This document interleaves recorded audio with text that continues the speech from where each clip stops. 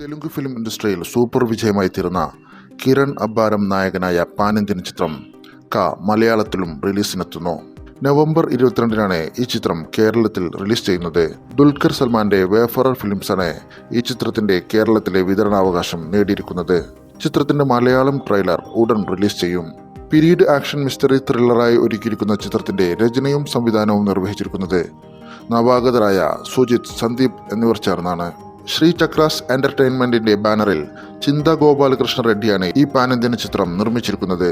ദീപാവലി റിലീസായി എത്തിയ ഈ ചിത്രം ഇതിനോടകം തെലുങ്കിൽ ബ്ലോക്ക് ബസ്റ്റർ ഹിറ്റായി മാറിക്കഴിഞ്ഞു. റിലീസ് ചെയ്ത് ഒരാഴ്ചക്കുള്ളിൽ 40 കോടിക്ക് മുകളിൽ ഗ്രോസ് നേടിയ ഈ ചിത്രത്തിന് ഗംഭീര പ്രേക്ഷക പ്രതികരണമാണ് ലഭിച്ചുകൊണ്ടിരിക്കുന്നത്. ചിത്രത്തിന്റെ കേരളത്തിലെ ടിക്കറ്റ് ബുക്കിംഗ് ഉടനെ ആരംഭിക്കും. കൃഷ്ണഗിരി എന്ന ഗ്രാമത്തിൽ നടക്കുന്ന ദുരൂഹമായ സംഭവ വികാസങ്ങളിലൂടെ സഞ്ചരിക്കുന്ന ഈ ചിത്രത്തിൽ പ്രണയവും ഡ്രാമയും ആക്ഷനും സസ്പെൻസും ഹിപ്നോട്ടിസത്തിന്റെ ആകാംക്ഷയും എല്ലാം ഉൾക്കൊള്ളിച്ചിട്ടുണ്ട്.